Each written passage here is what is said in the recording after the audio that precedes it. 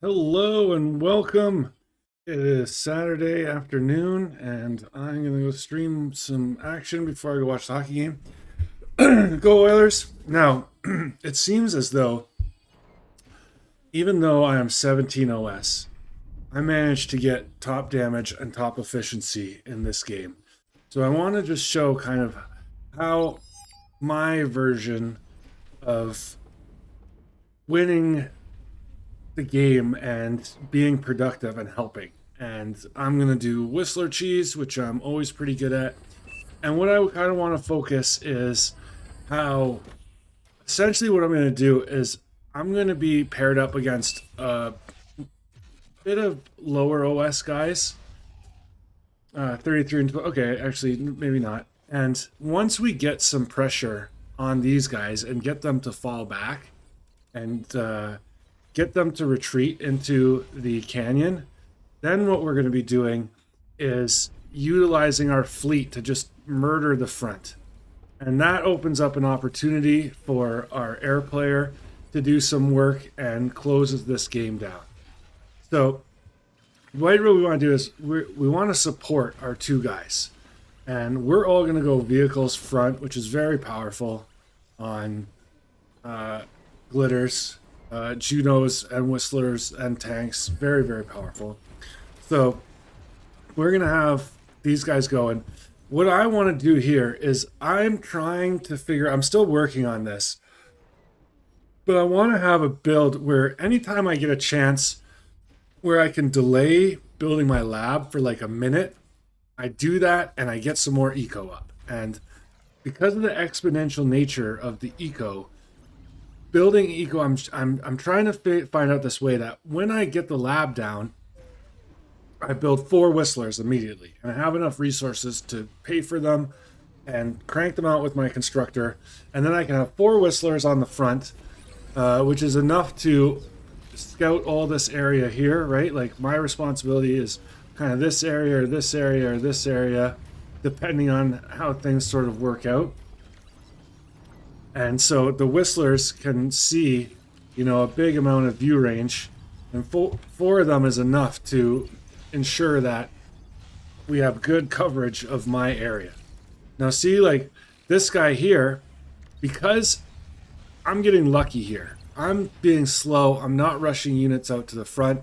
And this guy could easily be walking right in and doing some early damage, which would be, devastating. And that early damage is really important in bar because it throws people off, right? It kind of messes with their heads. You feel like you're behind.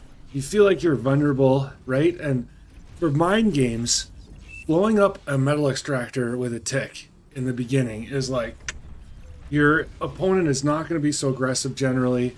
It takes a really high level player to be able to come back from that.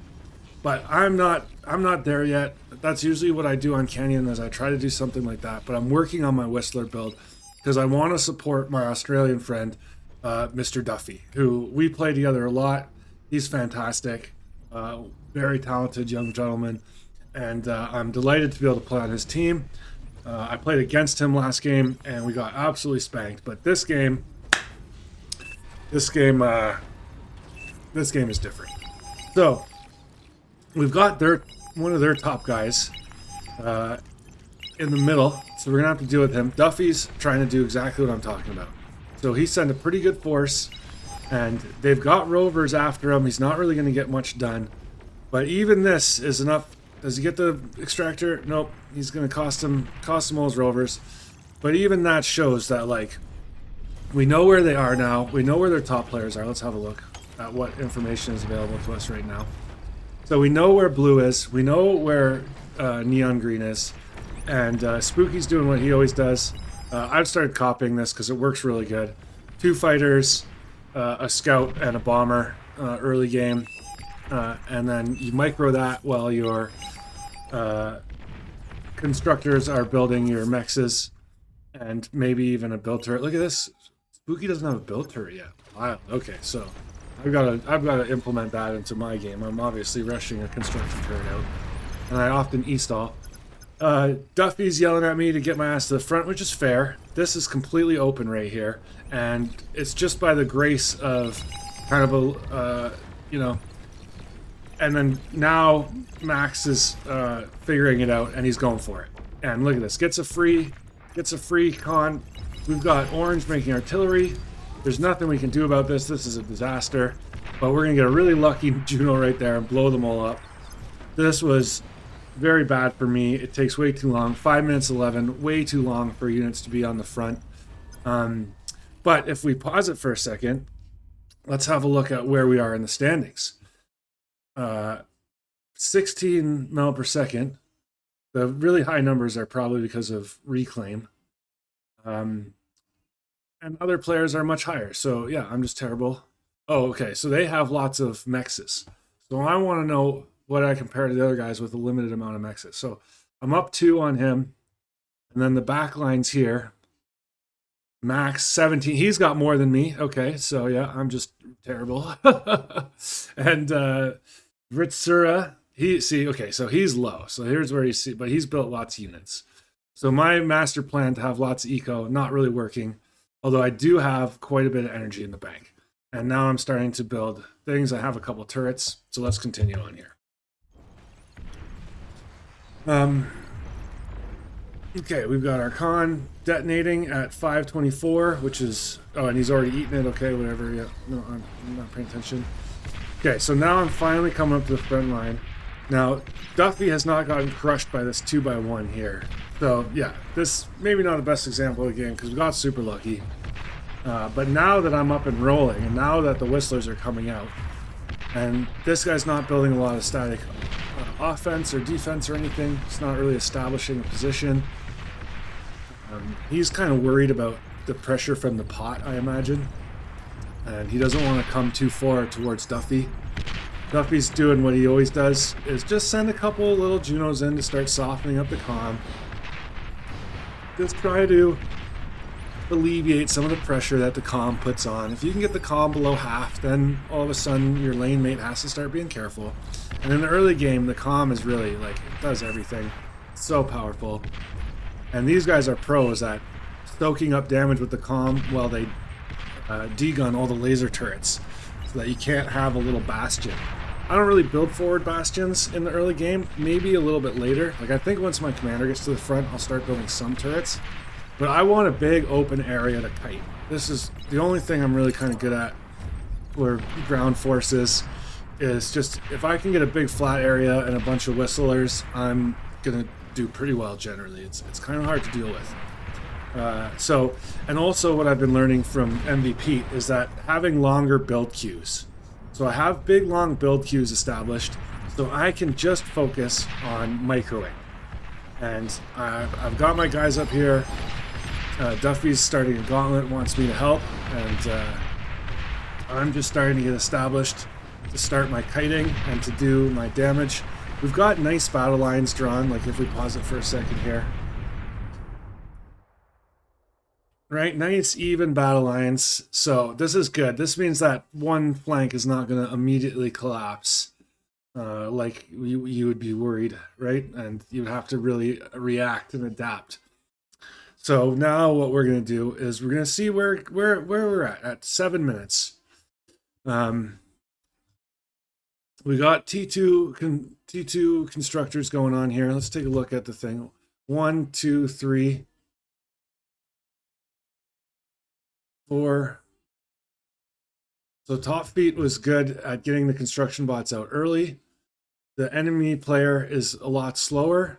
So he's just handed the first one out at 7, which is not ideal. And he's at 15, and Top Feet's at 80 somehow. He's eating things, I guess. So this looks pretty good.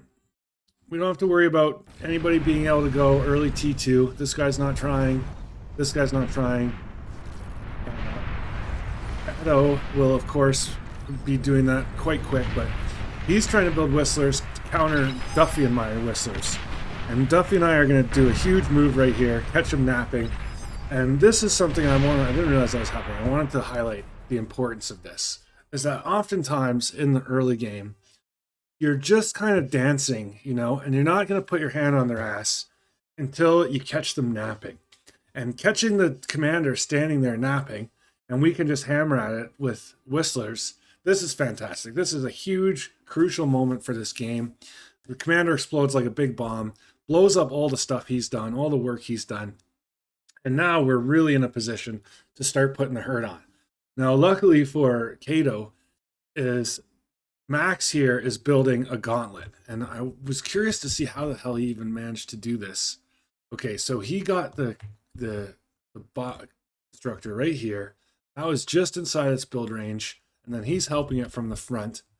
And where he can reach it from the front is actually hilarious, because that's exactly where I'm going to be able to reach it with a D-gun in a minute. A little bit of foreshadowing. So let's keep this going. We got the commander. Duffy is like, that's huge. That's such a huge move. Blows up all the turrets. And now with our turrets, it's very difficult for him to start engaging us. And it's time to start kiting. Now, really what I should have done here is gotten Duffy to give me his whistlers. And then I could have started really kiting like a beast.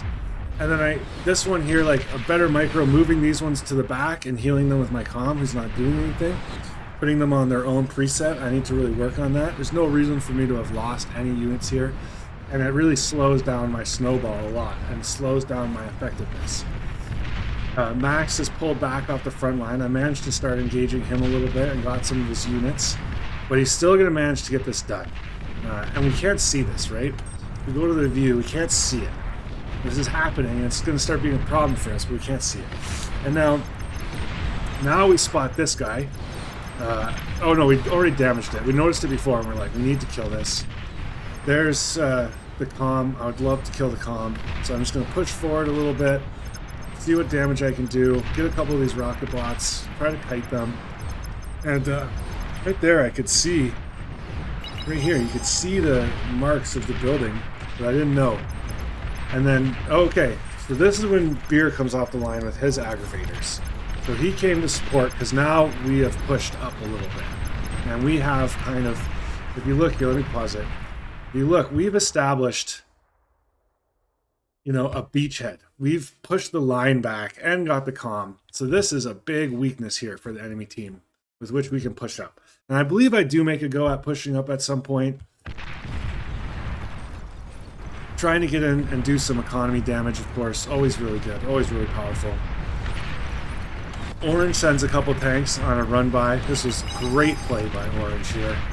Pulls back all of the defenses, lets me kite these Static D and some of the aggravators, and wait for some more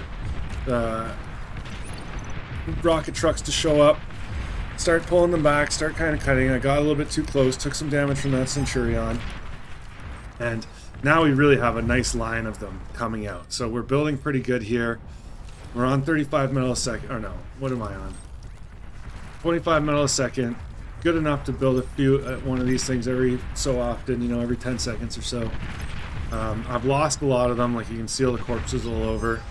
But I still have a pretty good volume because I'm keeping them down too. Okay, now Duffy's been pinging at this thing because it's attacking our base. Right? It's attacking our little forward beachhead. So, and we haven't even spotted it yet. And I'm trying to drive my units up because I don't really understand how the vision mechanics work for things on top of hills. So I drove my trucks right up there and still didn't spot this. So I guess, oh, and then look at this. So, okay, I didn't even realize this happened, but Hot pushed this way and then dipped over here to backline these guys and managed to destroy pretty much all of Beer's base. So that was a great push, and it all was possible because we opened up this little opening here, and the Pot is paying really good attention. You know, he's noticing what's going on, and he sees it and he capitalizes on it. And sometimes just killing a comm and getting some units, that's all it takes. You know, and that was some great teamwork. Duffy kept the units of Kato busy. I kept the two cannon guys busy. Okay, so here's me. I can't see this thing. I know it's here. I don't know where I can get it. Shoot the res bots. Oh, so this thing took some damage. I don't know how it actually took damage. I don't know how it got spotted there. Is that me that spotted it? I guess so. And I managed to get it with a D-gun. Go back to Cloak. Didn't get pressure on. Wasn't paying attention. So that was a great play. Even Aggressa gave me the props in chat, and Aggress is a great player, so that's very nice. I love that. Managed to get the job done, and now I can start kiting again. Right now I can go pay attention. I think I scheduled up. Nope, see, I didn't even have the wherewithal. I think I made a couple more things. This guy's just sitting idle, not doing very good, but I want to be, and this is bad, right? This is why I'm 17 OS, because I don't take the time right here to start queuing up all the next stuff. But I see that opportunity, I want to win this game. I just want to be aggressive. And this is what always gets me with video games. I just want to be so aggressive all the time. And, you know, macros not being aggressive. And if you watched Alpha Star just dominate StarCraft, Alpha Star never stops with the macro, you know? So every time I engage something, I should be pulling back a little bit, doing some macro, then going back, you know? But instead, I'm just watching like, you know, trying to get my fix of violence. And now here I've managed to push up all the way along. Little do I know, the first Jaguars are coming off the line, so I'm a little bit late on this attack. And they're going to be able to push me back fairly easily. But I'm going to get some damage done before they do. I get that level 2 static D, the pop-up, the Gauss gun, which is really good. Get some fighters. Even if I can push my Whistlers up underneath the fighter line, that's going to be huge for us. Now I've got to run from the tier 2, right? Jaguars are really good at killing these things, killing Whistlers, and something about it. See how they're shooting the I don't want them to shoot this. I want them to be shooting the Jaguars, but for some reason they start wasting that DPS. And then here's where we really kind of like break the game, because we've pushed green back, and now we can start going across, right? And now dark green and pink are all of a sudden getting 3v1'd, and the artillery moves up to support. I kite these thugs pretty good. Duffy comes in and kites these thugs pretty good. We start attacking the static defense, and now all of a sudden green and pink had a very strong position, and now they have a very weak position. And we've got enough Whistlers to just slowly erode all their front line. Spooky makes his move. They're focused on us. They're all pinging about our stuff. And now, lovely carpet bombing there from Spooky. Let's see. And he just sends them on a big, wide carpet bomb to try to get all the wins. Very effective. So let's see. Now, just after that happened, immediately go here. Now they're 3k energy behind us and 100 metal behind us, just from that. So that's not enough to make it really devastating. Although green immediately calls the GG. It's pretty dangerous, but especially because we kind of got lucky, and because of the pressure that was keeping on them, green and blue never really got to go fusions, right? Green had to do a switch, blue went T2, and they have no fusions yet. Kato, I believe, has a fusion. He has a fusion, so once you have a fusion, you can have all your wind farms blown up, no problem, and all your energy converters too, because the fusion is going to create enough energy to make new energy converters very easily without e-stalling, right? So that, and then we don't quite get the first resign vote comes in. Absolutely love to see it. He does get the APHIS. Okay, I didn't realize he got the APHIS. I thought this was all me and Duffy going on here. But we've managed to knock all their forces back, kiting all their things. The Jaguars are coming out, but Duffy's got artillery here to kind of pin them down, which is a great transition from Duffy. We're just hanging out here watching the front line micro. JG Beer is trying to get the Geo up, which is really late, but he's lost all of his economy, so he can't do it. So now they're in kind of dire straits for the blue team.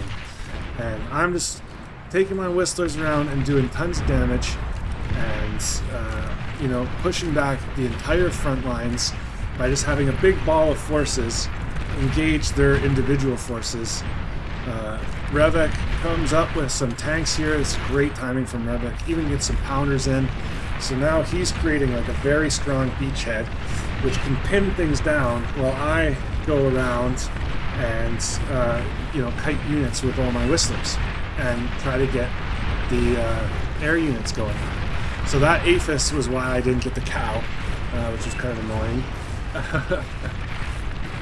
because I wanted it. But, you know, I still managed to do a lot of damage. Here's me trying to pipe up because I looked at the stats and 84.8k. Huge, 234 efficiency, less units lost than killed. Just kiting exceptionally. But at the same time, I've made the lowest medal on the entire team, aside from Impossible Dragonfly. And almost the lowest medal on both teams, except JG Beer got his base wiped out. So with very little metal and just lots of micro, 33 APM, you know, just clicking, doing the best I can. Highest aggression level on the team. Energy produced, I did do pretty good on that. They have a bunch of lower ones. Oh yeah, I can just go like this. So lowest energy produced on my team. You can't do it by both teams, it looks like. And no excess. Usually I have tons of excess, so my economy is actually smart and strong this game. Damage efficiency way at the top. Even more than the air player. Damage dealt. Right? So this was huge. Absolutely. Just a big clapping. The front line has completely collapsed now. Bit PK quit. Gold Reasons tried to take over. Desperately trying to hold the front line down. And now we're right up. We've got our whole army pushed in far. The flanking force comes in from behind. This is terrifying. And I'm kiting the wrong way towards the other units, not realizing this is coming. So this is going to devastate it. Be absolutely devastating right here. I managed to get back and get away, which is lovely. Now I can start kiting that, because Whistler's balls can kill bulls, no problem. They can outrange them, easy peasy. And Revik puts some forces in while I pull back and coordinate. And then luckily here I have this big group coming to reinforce. Like, I haven't stopped tier 1 production. So these guys kind of count as like AA sort of in this area, right? They're covering this whole area for AA. And the enemy team, with their last-ditch effort, because Spooky's just lost all his units on this bombing run, this enemy team is about to fly all of their bombers right over top of that area I just selected, right? And so this helps. This is a good last-ditch effort from air to try to win the game. I love this. This works quite often. You know, even if your air is doing it right. So we get quite a bit of damage from the missile trucks. I don't quite really have enough of them to stop this, and they're going to manage to do some good damage here. But look, they're already down, and the fighters clean up the rest. Did nothing, you know? So GAG Beer doesn't like that play, but that's a great play. Let the air do the bombing run. Sometimes you can collapse the entire forces. And like, if you had gotten this APHIS, all of these build power might have popped, right? Because they're a little bit too close together, perhaps.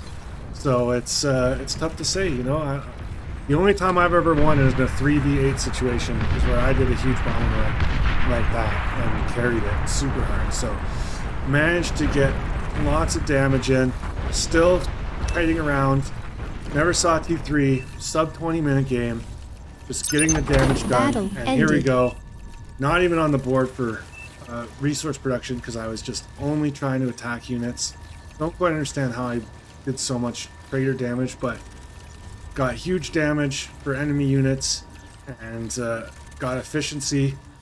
Lost a lot of them in that last push, because I was up to 247 there for a minute. But there's a really good example of how to be, you know, a bad player and just try to support your good players and make a couple little clutch plays and win the game when your opponents are very strong, much higher level. And I hope you enjoyed the journey with me. Thanks for coming along.